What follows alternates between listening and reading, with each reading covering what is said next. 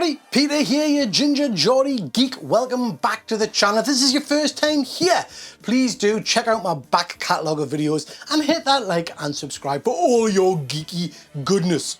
Now, those of you that have been watching this channel for a while know I am a big fan of 80s nostalgia, particularly cartoons. I love me a bit of Turtles, He-Man, Visionaries, Sectors, all that kind of stuff. But my favourite was always the Thundercats. One of my favourite cartoons growing up. I had all of the toys, all of the play sets, action figures, the full shebang. Super 7 did an incredible line of Thundercats, and I kind of resisted them because I don't collect that scale of figure. What am I talking about? Look at all my friggin' toys. Anyway, a little while ago they announced the Cats Lair crowdfunded playset, and I hummed and I hawed and I didn't know whether I wanted to pick this thing up because, like I say, don't collect that scale of figures, but these things do not come around very often. So after a little while I decided to buy the bloody thing, didn't I? Now this thing has been probably about a year in the making. During that time, because I knew I had the Cats Lair coming, I did pick up a whole host of Super 7 Thundercat figures to go with it. You can see individual videos on all of those in my action figure collection playlist. But, after a year, it's finally friggin' here. Look at it! It's massive. This thing was crowdfunded.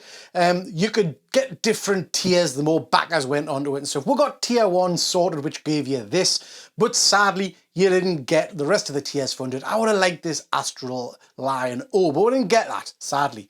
Also, because I hummed and hawed for so long, I was late to the party. I didn't get the early bird Key of Thundera, which, to be honest, I couldn't give a shit about because it's not in real scale with the action set. I wouldn't do anything with it. Now, I picked mine up from Comics and Cocktails. First time I've really used them for an item of this size, and I have to say, blown away by their service. They have been superb.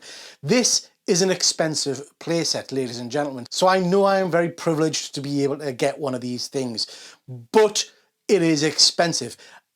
In all disclosure, it cost me around about 730, 740 quid, I think, this thing. But the good thing with Comics and Cocktails was they did a monthly pay-away thing, which took all the sting out of it. Now, because I live in the UK, mine has taken a little while to get to us, so I have seen other people opening these on good old U of the Tube. And it's been fraught with danger. There's been lots of broken pieces, lots of issues with the actual product, lots of damage to boxes and things like that. As you can see, my box looked pretty good on first inspection. I had a few bumps and scrapes, but nothing to get overly excited about. There's been a lot of criticism of Super 7 because they've sent the art box and whatnot in a pretty flimsy outer box. And I can understand that because having collected Hot Toys and things like that, they always come very well packaged. This has not. I would argue for the price we've paid, this should have come much more securely packaged. But anyway, whinging aside, once I've gotten it out and had a look at it, it looks pretty darn cool. That said, as you can see, I do have a bit of damage, which is a bit of a shame. We're just going to have to get it out of the box and see if I've got any smashed bits. So that's what we're going to do, ladies and gents. Enough prattle, let's get this beast out and see where the hell am I going to put it? Okay, here we go. Let's just get into it and see what we have got.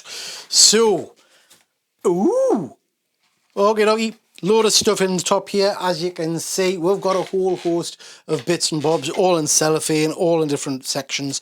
What I'm going to do, ladies and gents, is just get everything out, or else you're just going to watch us unpacking a box. And no bugger wants to see that, do they?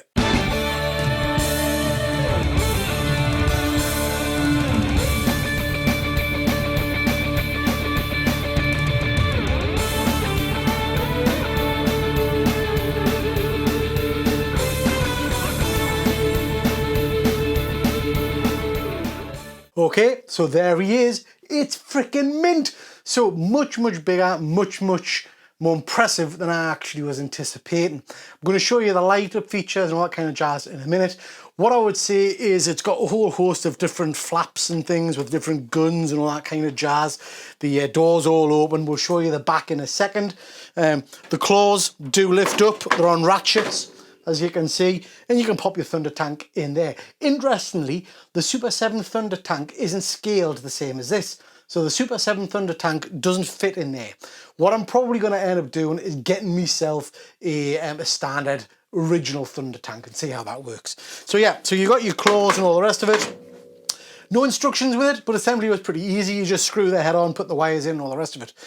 Like I say, I don't know that the video is doing it justice, but it really is an imposing piece. It's far bigger and far more impressive than I anticipated. There is no doubt it draws your eye. Cannot wait to get my figures out and stick them on. I'll show you that in a second.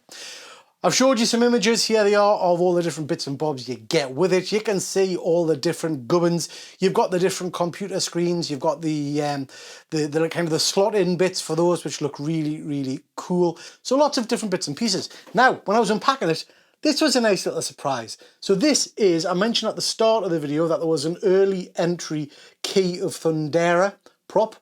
I didn't get that, or I didn't think I got that, because I bought mine well after the expiry date. But it's come along. I don't know what I'll do with it. It is quite nice. It's a nice little prop to have. So yeah, quite pleased with that. Now, said before, lots and lots of people have been putting lots of issues with this playset, particularly the box damage and all that kind of stuff. I get the box damage causes issues for reselling later on. The damage to my box, couldn't give a toss. Not excited at all. But when I was going through, I found this little bugger. So this is a peg. Now, interestingly, I already knew that this may be an issue. Lots of people have talked about this, that these things have popped off. So this is a peg that goes at the back of the playset. So the mounting doors shut basically, and you're supposed to be able to pop these into place so it doesn't open and rattle. One peg's in place, this one is popped off. I'll glue that, see what happens. As it happens, it's nothing to get excited about. It shuts perfectly fine without this additional peg. Now, you get two of these bad boys. These are cannons to sit at the front of the Cats Lair. They do articulate, so you can have them in kind of standby mode, or you can have someone stood behind with the cannons up, ready to fire. Get two of these. When I unboxed it, I had this on one of my cannons. So at first I thought, oh, it just pegs in. It doesn't. This is snapped off. You can see there's a little joint there. It goes in. So yeah, so that's a bit of a bummer, bit of a breakage. Is it something I'm going to kick off about with Super 7? Absolutely not. Again, a little bit of glue on that and it will move around. Now, some of you might say, Peter, you're a bell end. You've paid 750 quid for this. It's not good enough getting bits broken. I think you're right. I do think you're right. But do you know what? These are easily fixable. People had dodgy eyeballs and all kinds of stuff. I haven't got that, so I'm happy. Let us know in the comments, but what would you be doing? Would you be complaining to Super 7, or would you just be living with that? Here's the back of the Cats Lair. You can see it's got that bolded kind of look to it. It's really well done in terms of paint application. It's got some nice kind of ridging on it. There are a few points here where you can stand your figures once you've got it opened out, if you want it opened out. But yeah, looks pretty nice. Looks pretty nice. Let's get it open. So, straight away, you can see what I was talking about. Here's one of those peg points, and there's the missing peg point just there. So they just slot in, but sadly on mine, one of them's popped off. I'll stick a bit of glue on it, but to be quite frank, I'm not that bothered. And there we have it. As you can see, it is pretty spectacular. There's a whole host of different panels, different bits and bobs in there that you can play around with. I've put the Thundercat logo on there. Those decals I showed you before, those kind of acetates, you can slide them in to your little heart's desire. You can put the table and all that kind of stuff out there. You can set it out with the different cannons and the different accessories. The workbench is there for you to put all your different bits and bobs for Panthro's workbench. And you've got an area here that is on a kind of a rotation thing. Whoops, there you go, too far. Where you can put your additional kind of sword of omens and all that kind of stuff, the cat shield and things there. The door's all open and all the rest of it. Will I ever display it like this? Probably not. For me, I want this displayed with the full look of the Cat's Lair. I really like this, but it doesn't look the part until it's set up. So let's get some figures and some bits and bobs in there and we'll take it from there. And there we have the table and all the different bits and bobs put into the inside of the Cat's Lair. There's the workbench and all that kind of stuff. It really does look nice. Will I ever display it like this? Absolutely not. It's just not my kind of thing really, but it does look very, very cool. You'll notice you can see through the Cats Lair, the Cats Lair there. That's because I've taken the paws off just to try and fit it on my bloody bench. It's that big, but yeah, looks very cool. I do like having the old Sword of Omens and the claw there inside that hidden kind of doorway. Yeah, very nice, very, very cool. I like it a lot. There we have them all lit up. As you can see, it looks pretty darn good. I'm impressed with the strength of the lights in this. The eyes look stunning. Really, really do like them. And the cat symbol looks amazing. Very, very cool indeed. So there we have it, my Thundercat set up at the moment. I'm going to be playing around with it a little bit, making sure it looks as good as it possibly can be. I've got most of my main Thundercats on there at the moment.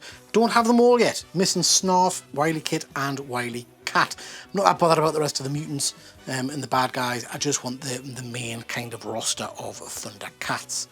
But yeah, I think it looks pretty damn cool. It is very, very impressive. There is no denying it's got massive presence. What do you guys think? Is this the kind of thing you would have in your collection? What do you think? Am I going crazy? Do I want to keep this, or do I want to focus more on the 1/6 scale cats? Because that's what's coming from Mondo. But until I've got a full roster of them, this bad boy will do the job. Do you think it's worth £750? Should I be flogging it on, getting my money back? Let us know in the comments what you think. Now, if you like this kind of stuff, please do consider hitting that like and subscribe button. And if you really like this stuff, why not become a channel member? You can get all kinds of geeky content, and any money raised goes back into my giveaway box. Okay, for now, that's your whack. Catch you next time. Take care.